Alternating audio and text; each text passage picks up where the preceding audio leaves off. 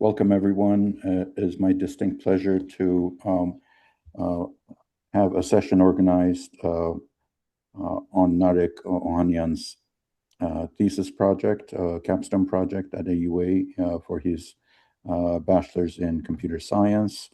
And he combined his two passions, data, computational models, and environment and climate and biodiversity. His capstone was titled "A Validated Predictive Framework: Climate Smart for Reforestation and Resilience Mapping of Armenia," and in Armenia. So I won't go too much into the details of what he tried to do. He will give us plenty of overview.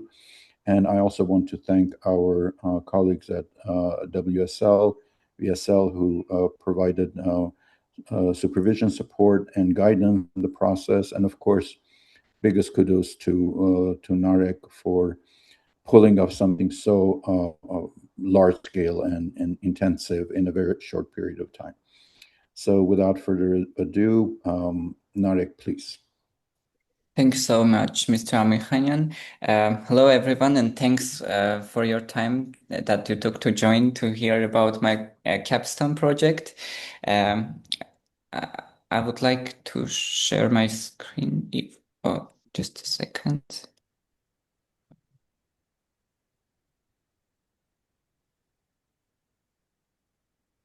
I hope it's visible.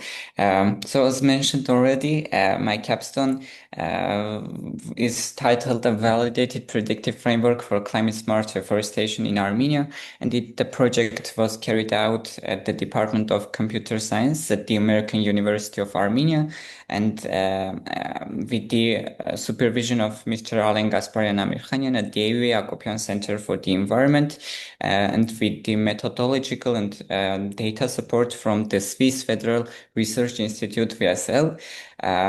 Thanks to both of you for making my capstone project possible with all your profound support and the resources that you have provided. And I would like to highlight that I'm a student in computer science who is more passionate about climate and environment rather than computing. And my overall project was driven by my passion towards climate, and the problem that I tried to address was the following. Of course, the climate crisis and the influence on it on Armenia.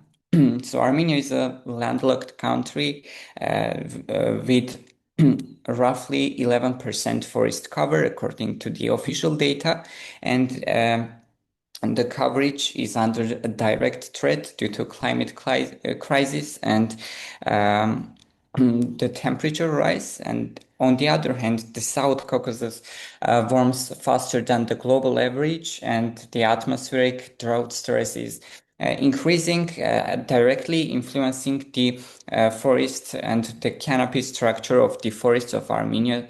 And on the other hand, Armenia's NDC policy and all other national and international projects who try to combat deforestation or do reforestation. For most cases, rely on traditional species distribution models that use historical baselines. Sometimes do not take into account the new normal that we have to live in due to climate crisis and due to inaccurate site selection or inaccurate species selection. Sometimes these projects can just fail, wasting the time, resources, and the money invested in the project.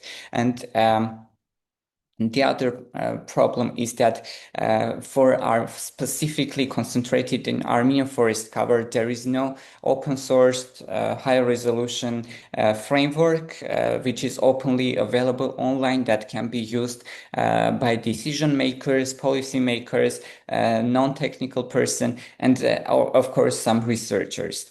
And the main research gap here was very simple. Unless we transition climate smart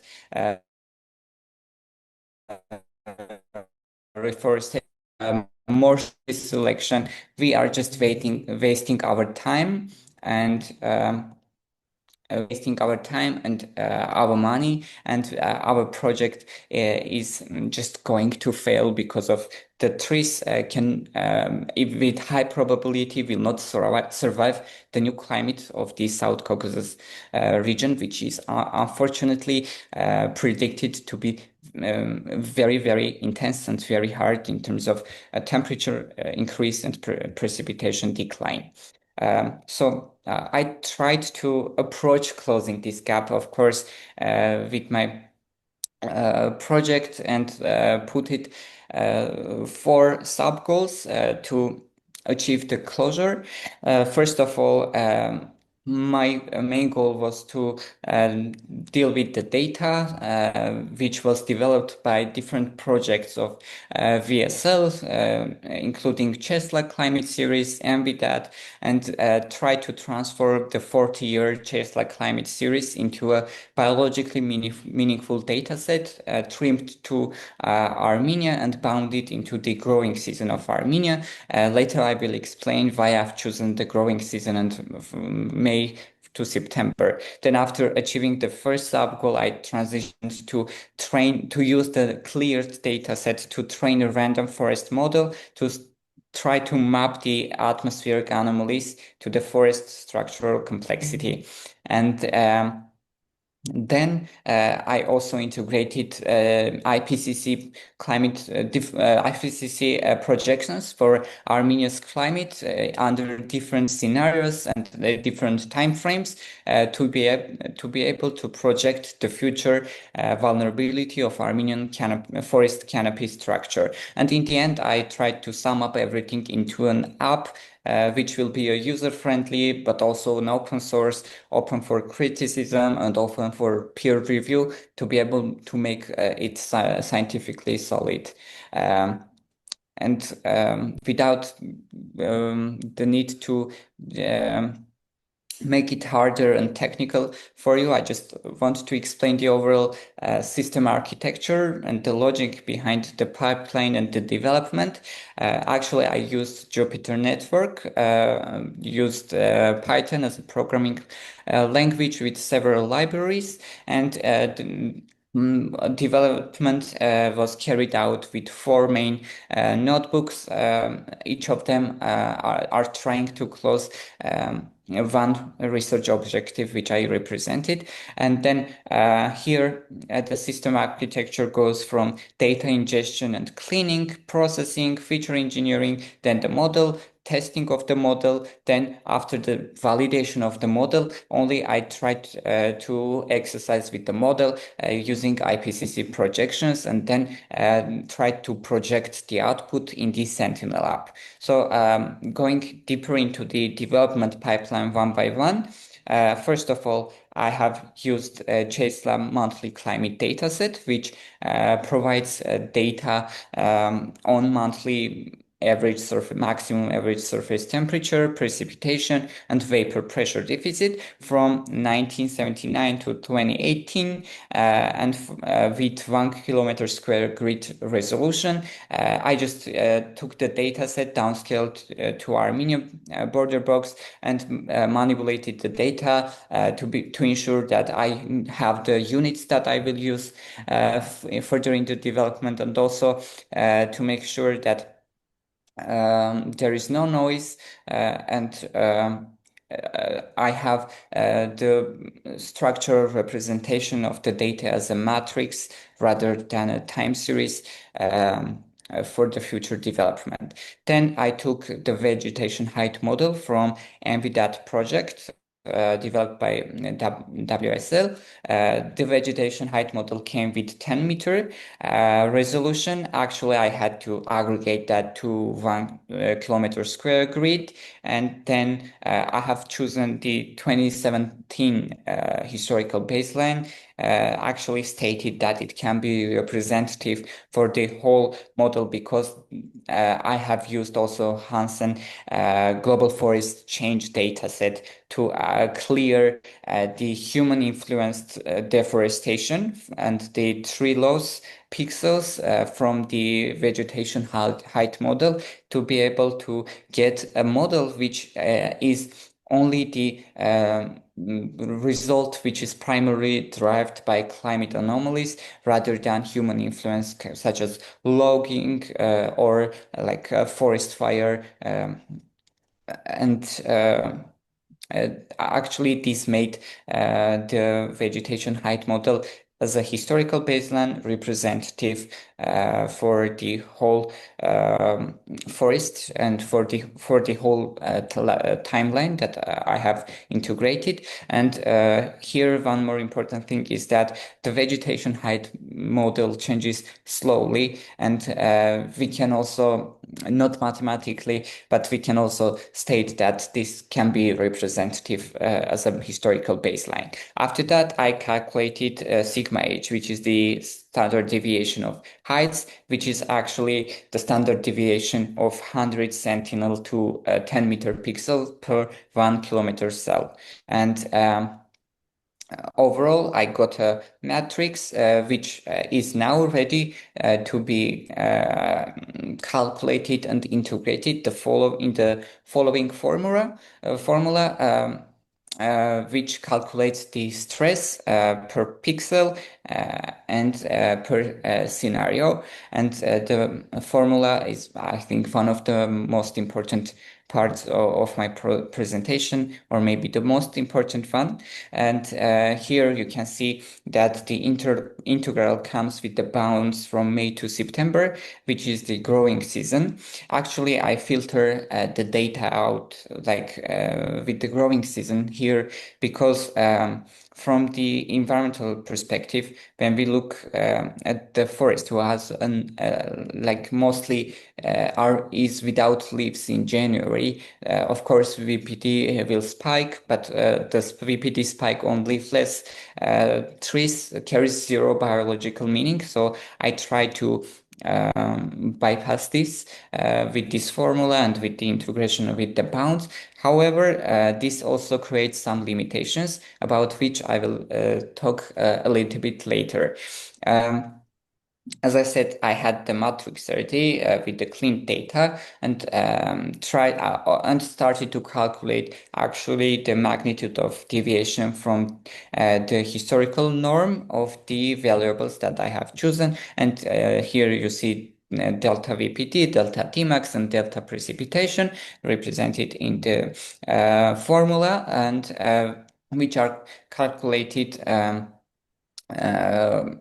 or like I have calculated the derivations because I didn't want to train the model on absolute values because it will just learn about the absolute climate, not just anomalies, and may try to eliminate some important anomalies or the anomalies that the climate change would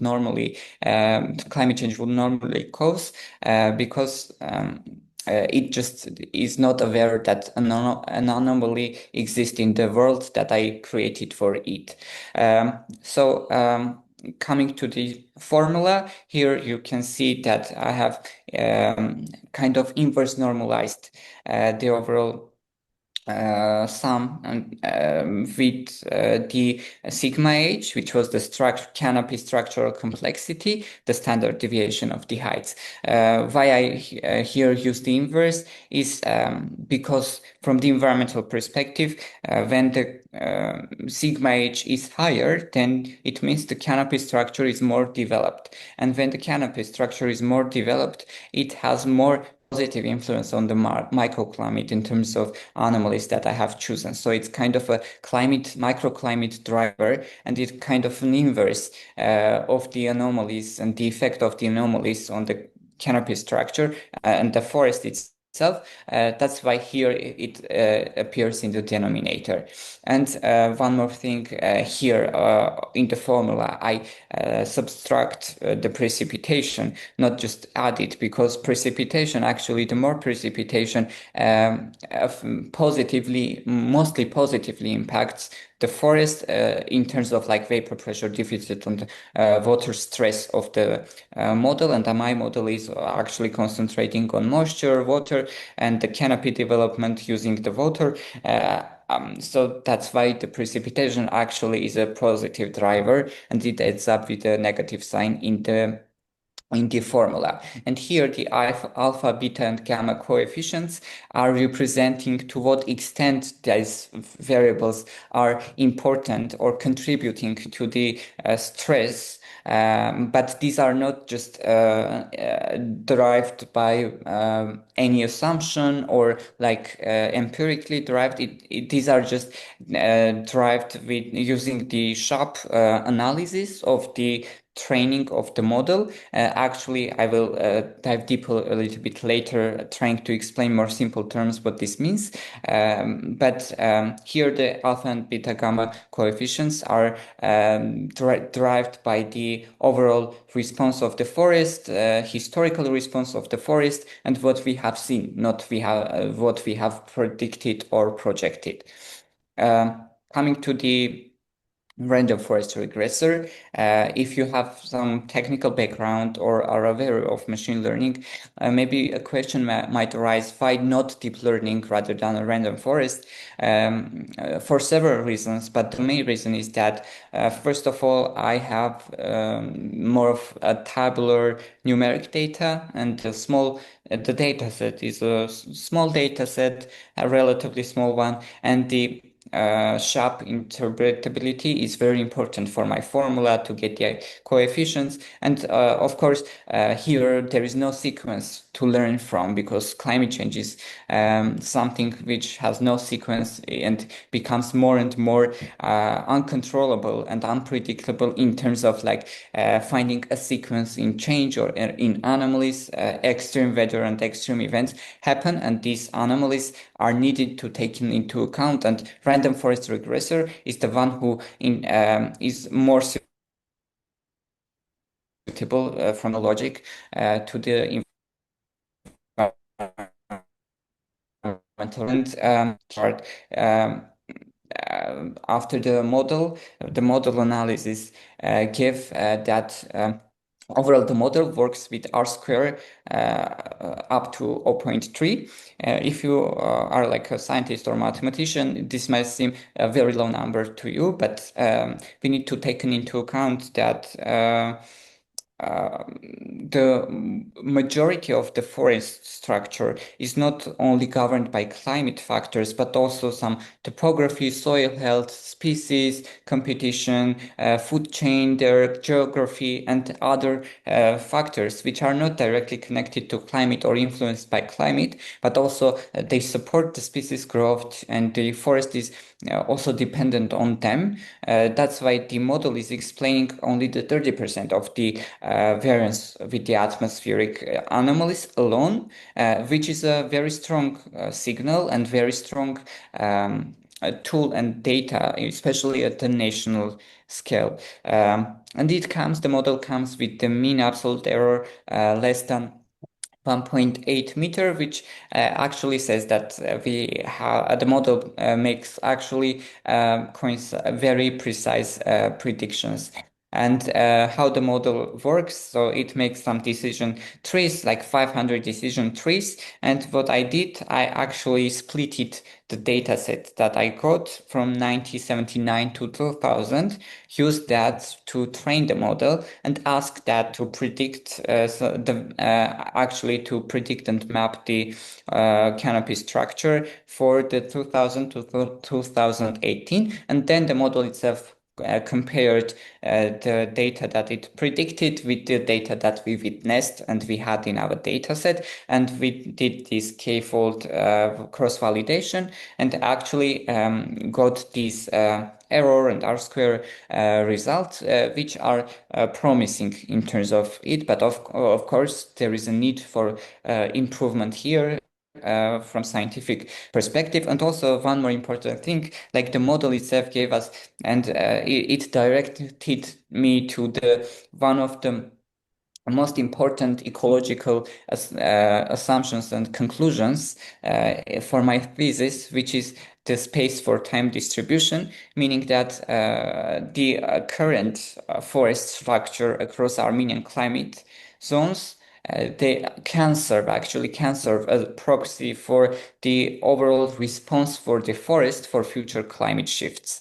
And we can actually state and prove that ecologically and mathematically as well due to this model and the analysis of the model. And now going back to the overall what the model told me, not as a computer scientist, but as someone who is doing work in the environmental field, it actually responded my initial question, what variable here actually will drive the canopy collapse or has more influence, or whether that influence is negative or positive. And actually I got an interesting, but also from environmental science perspective, a very normal and very predictable result, that the vapor pressure deficit is actually the one of the most active drivers of the canopy structure, and increase of it actually, like for Armenian case, for my model's case, it's like 30%. Has the most is the primary driver of the canopy collapse. And here the overall explanation is simple in terms of that, because when the VPD increases, atmosphere becomes thirsty, and it serves as a sponge and actually takes the water, takes the water from the leaf structure actually more and faster than the roots can process and absorb. And because of that, we have also the CO2 uptake holds, and actually then the stomata closes itself of a tree to be able to actually prevent the loss of more moisture that it needs. And when the stomata closes, we have the also carbon starvation, and the carbon is one of the drivers of canopy development, especially like the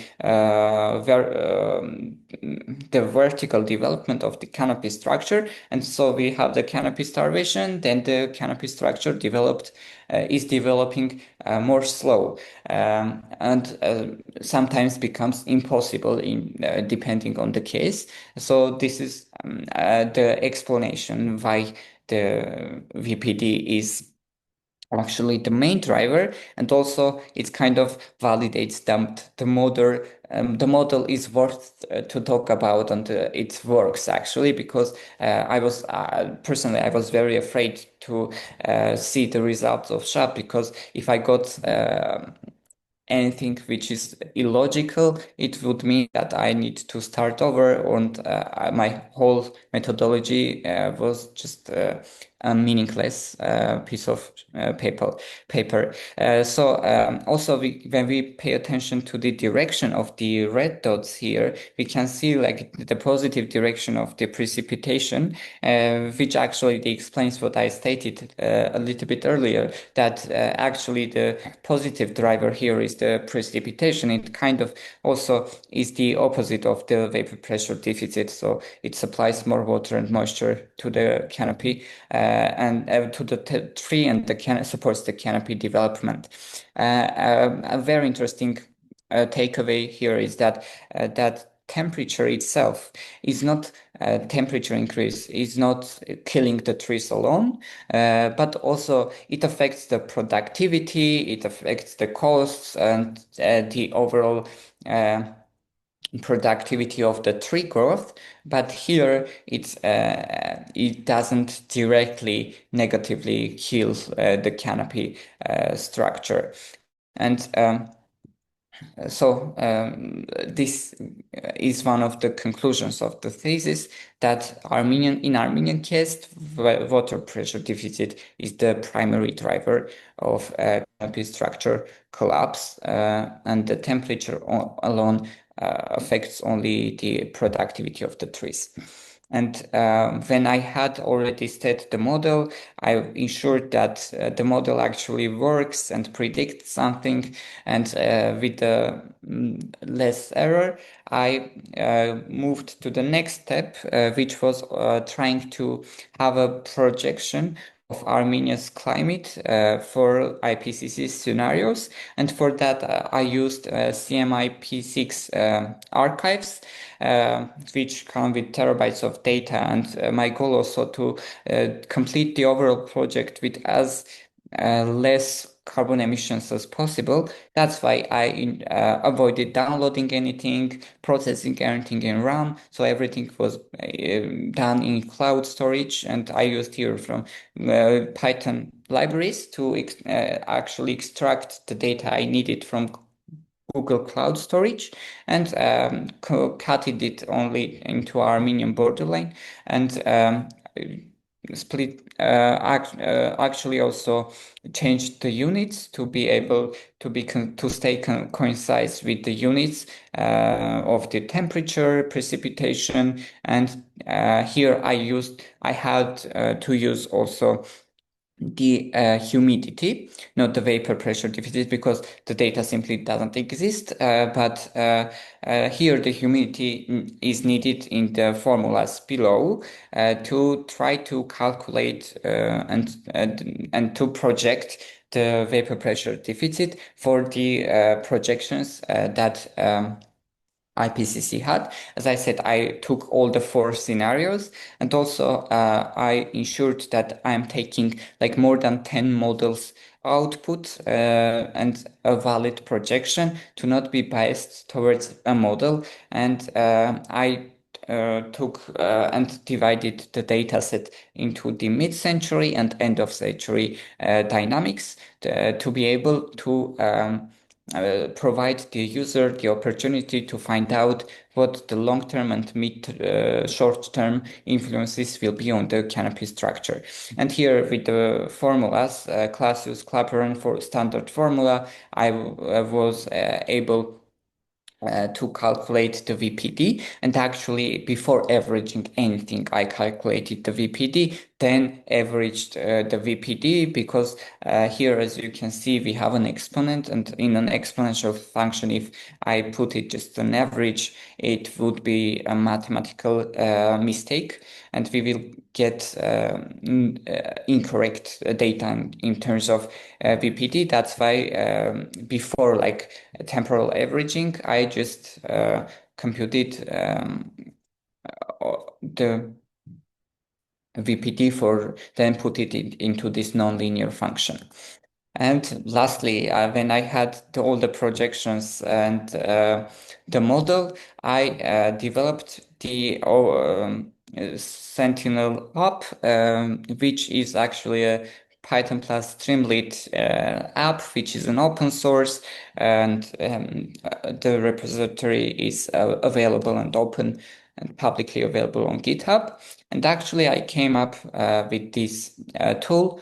Of course, the tool has the methodology explained about the project and has a user guide.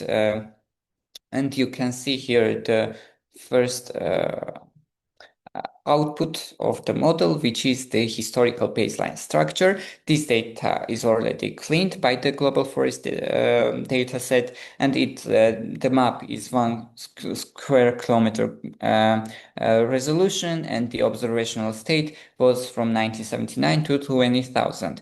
And here you can see the metric, which is the canopy structure, the sigma h, the standard deviation of the heights, with units of meter. And here the green dots actually mean the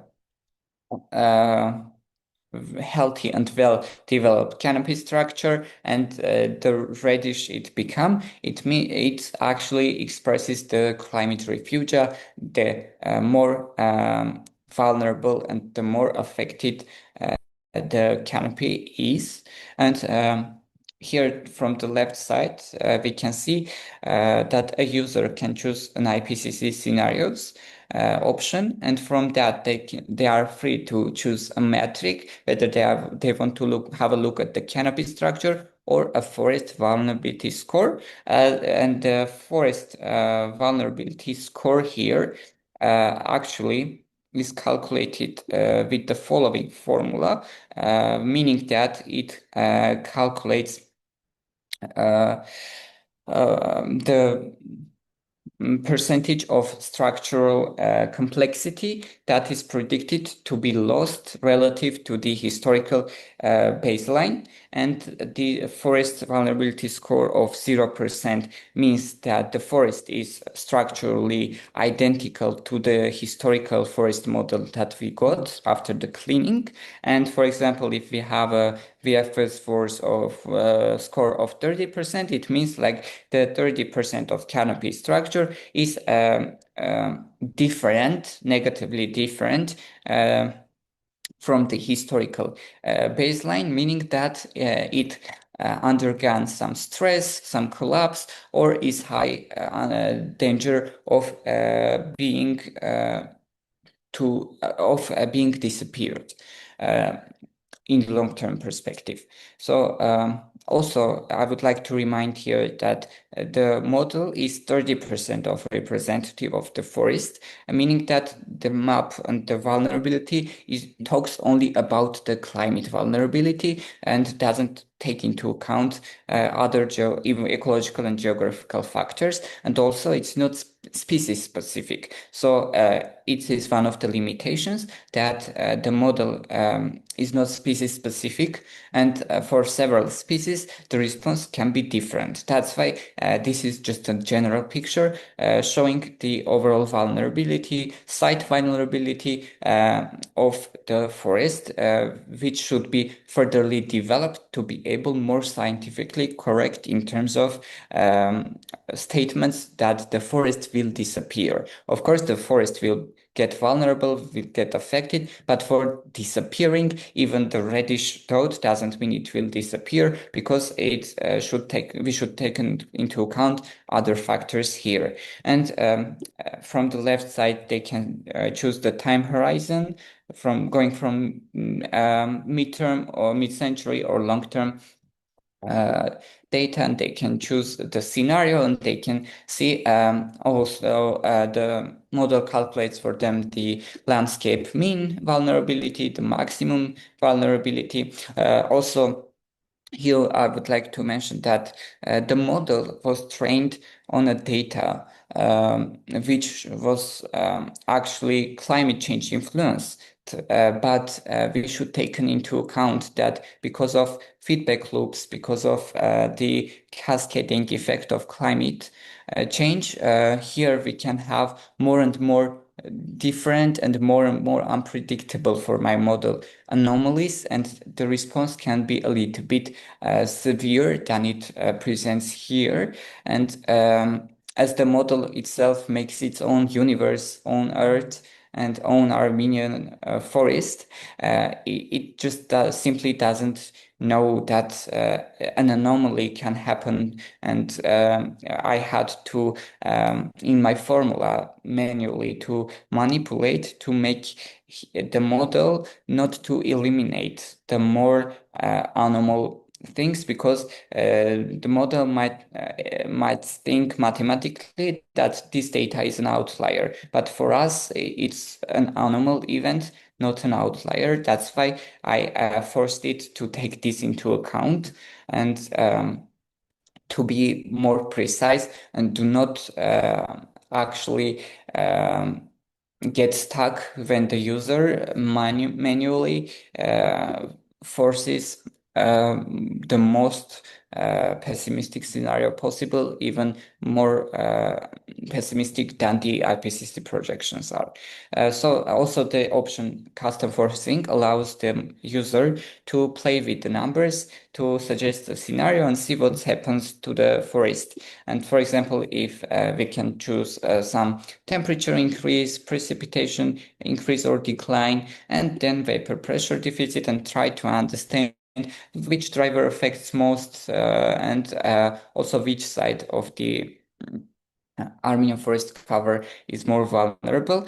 And from the observational point of view, one can notice that northern part of Armenia responds more sensitively to the vapor pressure deficit than the southern part. My guess here is that, first of all, there is a climate difference from them, and the species that grow there have different requirements in terms of moisture and vapor, and the southern part species that grow are more resilient in a way to vapor pressure deficit, not completely, but respond a little bit more resilience because they used to more dry climates.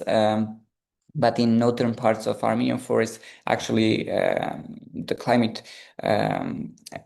is more favorable for species that love actually water and moisture. Of course, I'm talking about the normal Armenian climate, not the projected one due to climate crisis.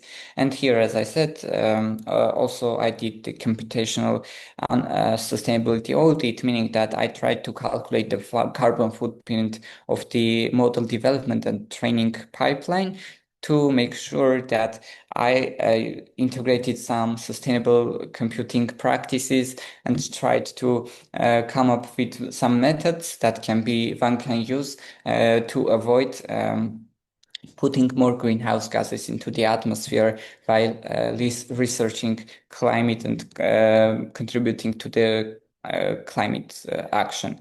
And quickly going back to the limitations, I would like to very honestly highlight several limitations and concerns that I personally have.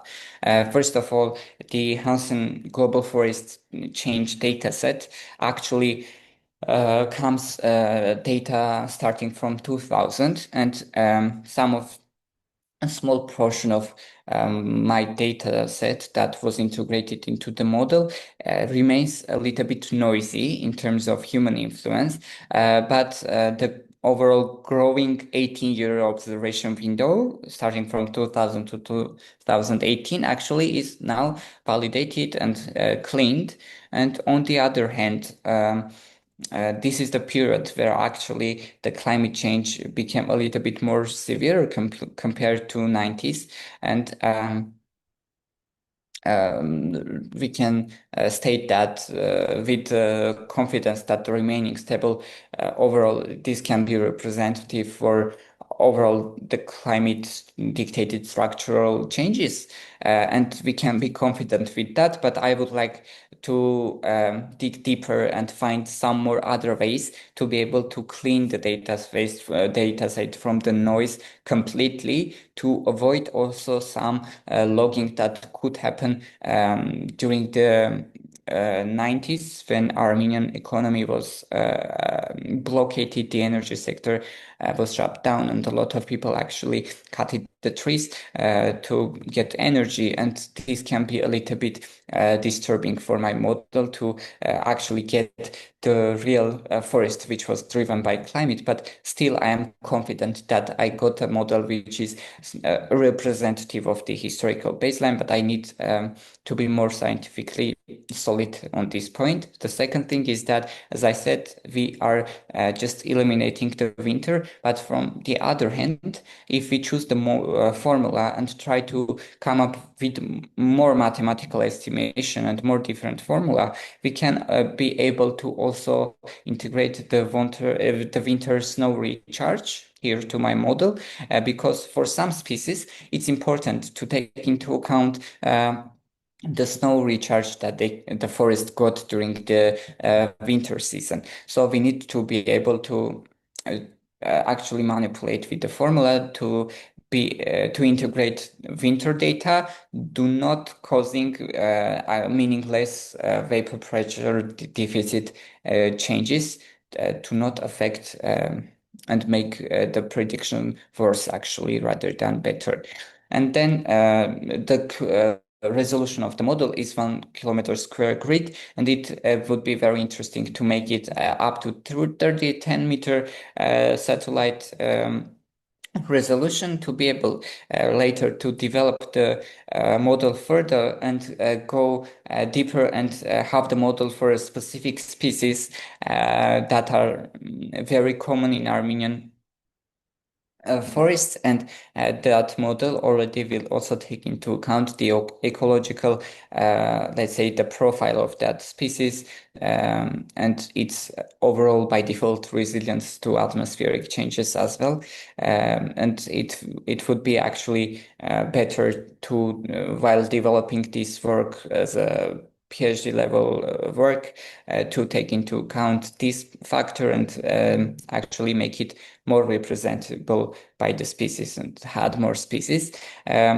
Another, not a limitation, but area for development is that the app actually, as I said, it targets also policymakers, decision makers who will not need to actually read the methodology and understand anything or just look at the map and get the idea and try to come up with conclusions or questions. Actually, we can integrate a chatbot, which is actually the explainer and kind of translator of the science with the language more understandable for the policymaker or non-technical user who uses the app for their work, for their decision-making processes, and that chatbot can actually help to interpret the data. And it will be very interesting to integrate and have that in place, and with the option for the policymaker to choose a specific region or site for its research. For that, we need actually higher resolution, I guess, to be more precise. And for the climate data perspective, 1 kilometer resolution is what it makes sense. But if I have more like ambitious plans, I need to make the resolution higher here. And I ended up already, as I mentioned, I ended up with less carbon footprint. Actually, of course, the model and the data was not that huge. Like I didn't develop the ChatGPT like AI model. I just developed a small model, but this can, believe me, this can end it up in more CO2 emissions than it did. And concluding overall the work, as I said, VPD is the primary driver of Armenian canopy collapse, and northern Lori and Sunik is high risk under the fossil fuel dependent development pathways projected by IPCC, but compared to Sunik, northern part is a little bit more vulnerable in terms of vapor pressure deficit influence on the canopy structure. And of course, the model itself cannot state that if 90% of the Armenian forest cover is covered completely dark red, then Armenia will lose 100% of its forest cover by mid-century. But actually, it means that climate is going to have a huge influence to its maximum level of possible on Armenian biodiversity, forest structure, and of course it will. And the evolution of our forests cannot be as fast as the climate changes, and the response can be a little bit sad and devastating.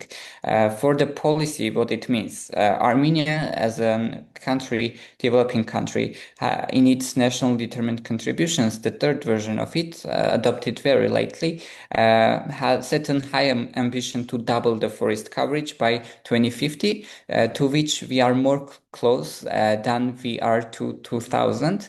And for this doubling, I think we as a country need to take into account that we will live in completely in a new climate in 2050. And for that, we need more smart site selection, seed selection, and species selection. And for other projects like Foraca, ATP projects who did do amazing job in reforestation, site prioritization in Armenia, the further developed tool can actually serve a baseline for actually trying to project better sites, and if I will be able to integrate the species to actually choose better species in terms of climate resilience. And for the Ministry of Environment or local government who actually wants to make data-driven decisions, if we add the chatbot and if we add the options to concentrate and to zoom in and get more site-specific, region-specific data, this tool can serve as a primary assistant in making climate policy decisions. And yes, in my future work, I hope that I will address at least some of these limitations to make the model more representative and more scientifically solid and meaningful for my country and for just as an experience that any South Caucasus country or a country in the globe might look at and just comment and make it furtherly developed. And lastly, I would like to end my presentation with expressing my sincere gratitude to Dr. Amir Khanyan for his invaluable supervision and support and the guidance, strategic guidance, and of course the knowledge that I got through the environmental and sustainability sciences department courses that I integrated into my computer science knowledge to be able to carry out this project. And a very big thanks to Swiss Federal Research Institute PSL professionals specifically. I thank you, dear Francisca and Mike, for your technical support, for providing all the data sets, and also for validating the methodology that I put it together before starting my work, and providing, of course, the bias-corrected environmental data, which was an invaluable input as a resource for my research. Additionally, let me also thank Tallinn and the broader Foraca project team for their logistical support and for the work that Foraca does for my country, for my country's climate and forest. Thank you also everyone for your attention to the presentation. Now I'm open for all your questions if there are any. Thank you very much, Narek. Incredible amount of work, yes, in a very short period of time. Did you get to sleep during this period? Yes, a little bit. Okay. All right. Any questions, anyone? Thank you very much for this presentation, Narek. It was very interesting indeed, and very impressive also for a capstone project. I myself am a political scientist, so I am mostly interested in the policy implications of your work. What if you had to formulate concrete policy recommendations based on your results, what would they be? Would you recommend geographical focus of reforestation efforts on the areas that are less threatened by the impact of climate change, or what do you think would the right course be? Oh, first of all, thank you so much for the feedback and for this great question. Me personally would suggest actually, first of all, in terms of policy, to, of course, prioritize the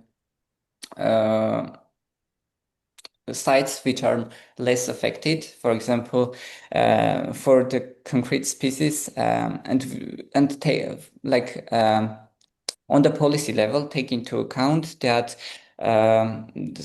northern areas climate is changing and is going to change, and we need to start actually planting species which are more climate and water stress resilient rather than the species that are there, but also having in mind that we need not to disturb the existing ecosystem, and we need also to take into account the ecological factor of the biodiversity of that regional forests, but take prioritizing climate and especially water resilient species is a must for that, first of all.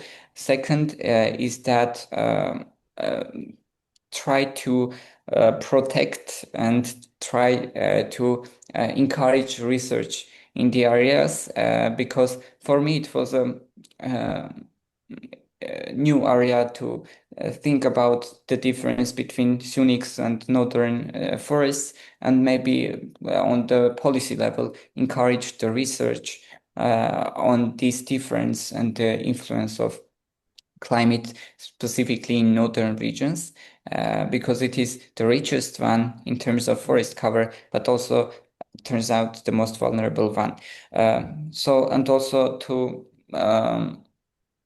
shift more drought resilient agroforestry in the danger zone.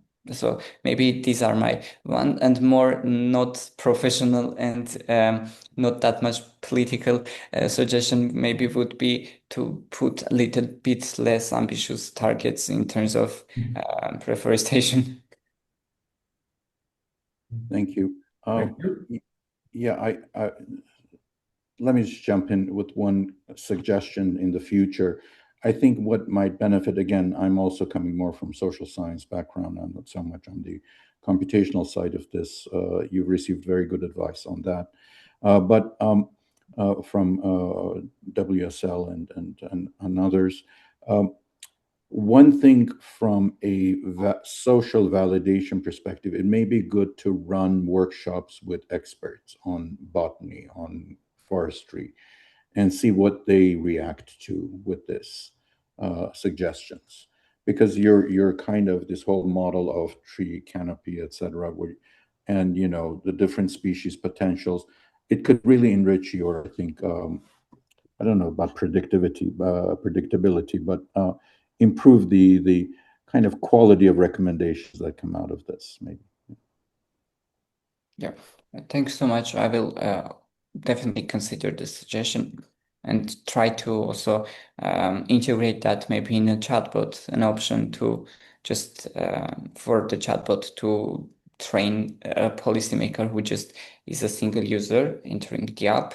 But also maybe I should think about also the workshops or the testing of the app with a policymaker. Thank you.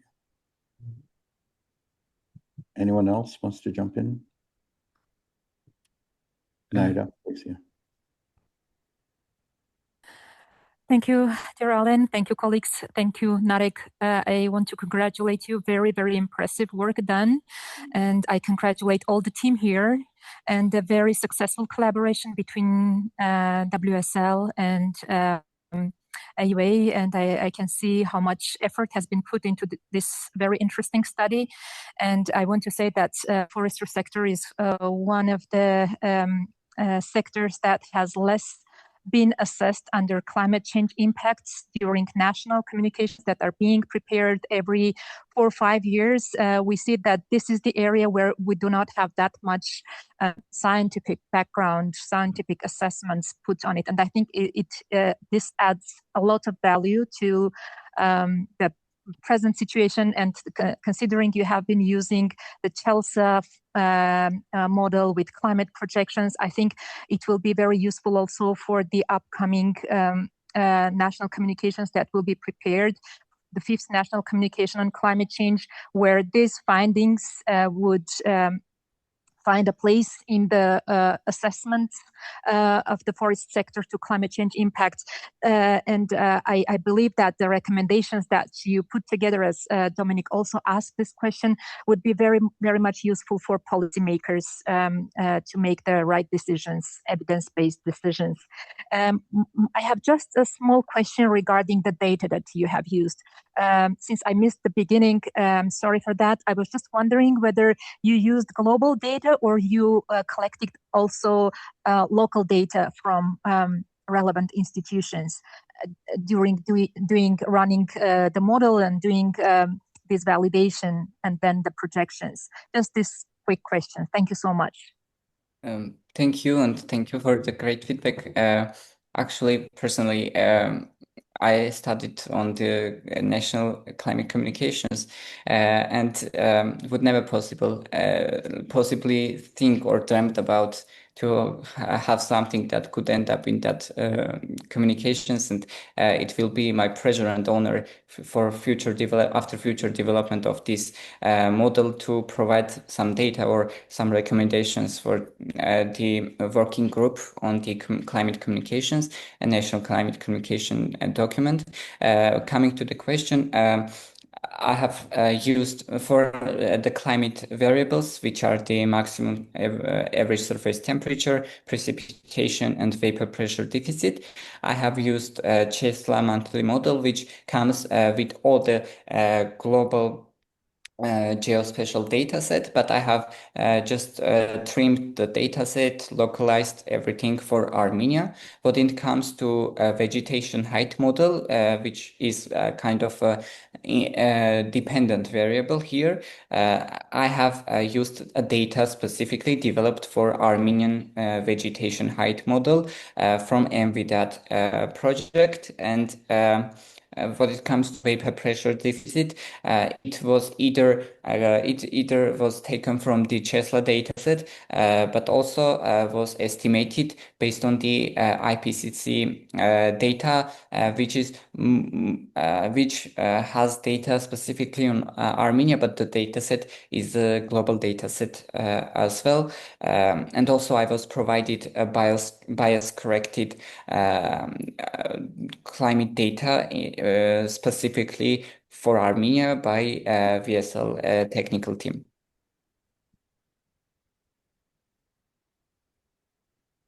Thank you very much. Thank you. If I may jump in here and maybe also ask Michael and Franziska to maybe chime in since they are the experts. So if I understand correctly, you used the historical data, but the global predictions for climate developments, right? So as you may know, one of the goals of the Foraco project that we're currently still working on is to develop also climate predictions for Armenia based on the ELSA model at the 1 square kilometer resolution. So do you think once this data is available, you would be able to use it to improve your model, or do you think there's not really any added value compared to the data that you use now? Yeah, thanks so much. Actually, I wanted to mention, maybe forgot to mention it about in the limitations or for the development part. Actually, I would be very happy to have also the climate projections for specifically done based on the CESLA dataset, because my model actually is trained and tested, validated on the CESLA dataset, but the projections are done based on the IPCC models. If we give the data from the mother data set, like the projections based on the mother data set, we will actually get more accurate output here, in my opinion. And on the other hand, the model also somehow tries to not to predict the climate, but also it predicts kind of the response of the overall canopy structure to the already predicted data that is just given to it. So it is just an input, not a model outcome, but the model should be, I think, to be able to make it more powerful, it would be very nice to have the model to predict, also to predict, validate the climate that the Tesla will develop also the projections and try to validate with their projections and the model's projections to see what the model with what accuracy the model works and how we can develop it further. So to keep it short, yes, it will incredibly be wonderful to have that. Good to know. Thank you.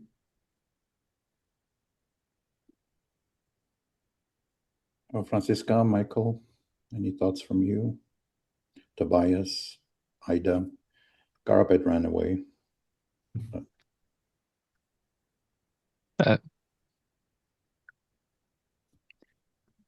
I could ask a quick question. So well done, Narek. I mean, yeah, as everyone said already, it's a huge amount of work that you've done, and I think it's a very impressive tool that you've built.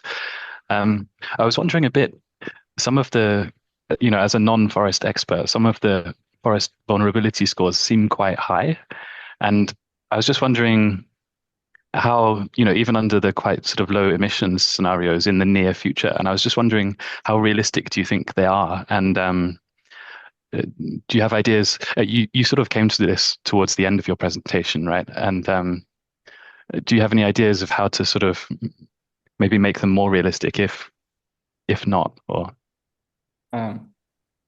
Yeah, thanks a lot. Actually, this is the thing that concerned me a lot, and I was thinking about that, and the explanation I came up with actually is that, of course, like the severe vulnerability cannot be that much realistic for the canopy disappearance, but it kind of explains that the 30% of the influence that comes only the climate, with its with its maximum level will affect will have its effect on the species, and actually it depends on the certain species and its root structure, its needs as a species to development, whether it requires more moisture or not, whether it is it kind of loves more warm temperatures, or it requires a little bit stable temperature and the winter snow recharge. So if we will be able to integrate into the formula a model which is I think we should add it outside the integral.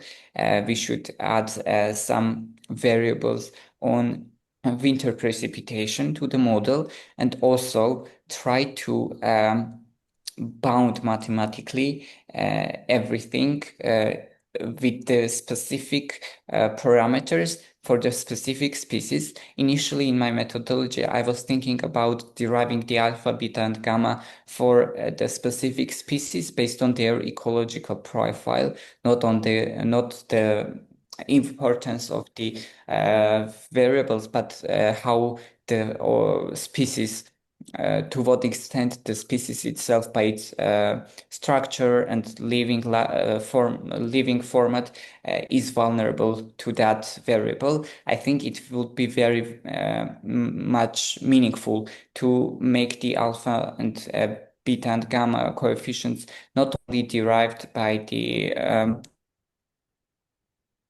sharp analysis for the specific species,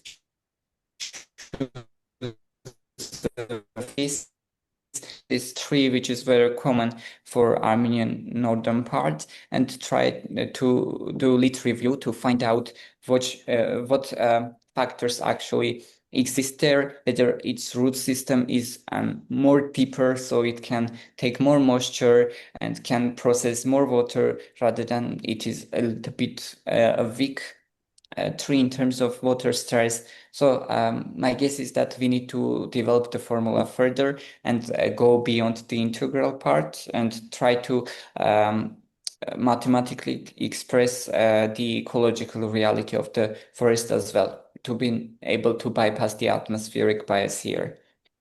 I think all of it can be explained by the atmospheric bias, because the model concentrates only the atmosphere. So basically, for the model, the world has only the climate, the atmosphere, but the soil is eliminated from its world. So we need to add soil to the model. Mm-hmm. Yeah, no, I think this is a very good answer. Yeah, I think there's a lot more complexity possibly to include in the model, but also I guess it's the framing. You mentioned this at the beginning, that maybe it's more kind of a climate vulnerability rather than sort of a global vulnerability. And I guess that's the thing to stress maybe. Yeah. But yeah, no, that's a great answer. Thanks very much. Thank you so much. If I might jump in, I would have also a question regarding the forest vulnerability score. If we could go back to this short application, we see that there are many dots far away from the normal forest cover, like these single fragmented spots that show sometimes a relatively high forest. No, a relatively low forest vulnerability score. Do you have an explanation for that? Why especially these far away located single spots have such a low score? Thanks for the interesting question. Here, my initial guess actually was that the overall these simple dots represent just a square kilometer width of a green area, maybe which is a part of the tree cover of Armenia, but it's not like a well-developed forest. And maybe when the formula calculates that, and it first goes to the delta anomalies, and I discussed the feature engineering stage when the model doesn't evaluate absolute heat, but it evaluates the anomalies, and when the anomalies are calculated and they response to structural complexity was there, for the model to learn and to compare, to understand how the canopy responds to the model. When in that site, when actually it was a green area, or maybe it was a tree cover area, which was relatively young, so they undergone a little bit less structural changes during the historical baseline or the observational state, and the model thinks that automatically these points are more resilient, and this is kind of noise for my model too. Thinks that these small areas are more resilient. And then the second option that I'm thinking about, maybe this can be also connected to the micro refugia, like where that many fragmented dots are actually trees that are clinging to deep deep alongside rivers, and if we compare contrast with these the dots, the map with actually the river map, we can see that some of them are actually at the shores, some of them are actually at the source of water. So also their canopy structure benefits from an ecological factor, which is actually the water basin here, and it's kind of explains for example, the trees near Sevan or some river or some actually some reservoirs, water reservoirs or rivers are less vulnerable for the model. Actually, this is the reality because the river is there. So even if the precipitation declines, of course the river water will decline as well. But still, there is a consistent source for water for their root systems, and that's why we need to add like also the somehow to integrate water as well.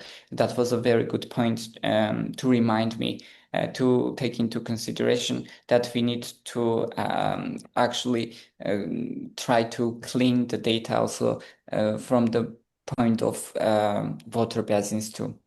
Yeah, I mean, it's great when forest areas that are located in rivers show low vulnerability regarding climate, because that probably to some sort is also true. Thanks, Narek. But I think I will need to do some lead review or try to consult with experts to understand whether my guess is like reasonable or not. Are there any final questions for Narek? I have one short question about resolution. So first of all, really great and impressive work you did there. I'm really astonished what you did when we met in May to what you have now. So yeah, congratulations on that. So you said you used the CMIP data in the end because we don't have all the future data available from Chelsea. At which resolution did you use it? Did you use the original one, or did you do some interpolation to a lower or higher resolution?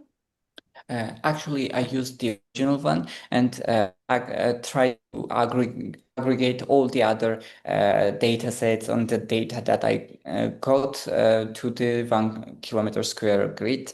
Actually, the model was dependent on the original resolution of the Tesla and tried to make convenient with other data sets to be able to use them.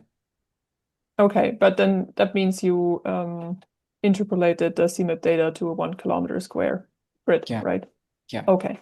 Yeah, which is also something I think it's very valuable for your work now, but this is something you should keep in mind is a rather rough estimate of the climate and when there is only interpolation, yeah. And maybe a related question, because we have a Chelsea like model algorithm that kind of does higher resolution than 1 kilometer. We currently have a version where we downscaled it to 90 meters for Switzerland. But I mean, I think at a certain point, there is also restrictions to how high your resolution can get. And you said like you wish to have something like 30 or 10 meter in the future. Any comments on that? Like, you know, how to get there? I mean, just very briefly, not, yeah.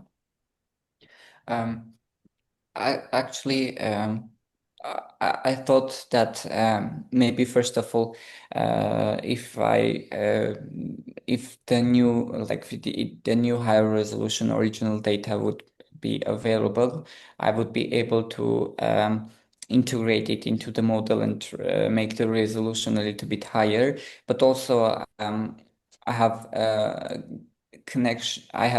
connected also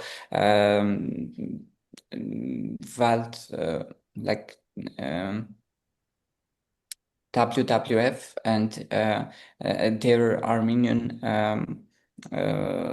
the Armenian office of WWF has some data sets and in their hands that are a little bit higher resolution than 50 meter, and I actually thought that maybe I can request also their data sets to see what kind of data do they have and with what methodology they derived actually that data, and try to understand how I can use that data or the methodology that they used in getting this kind of map, because in terms of like tracking some species influence the influence of climate on some species.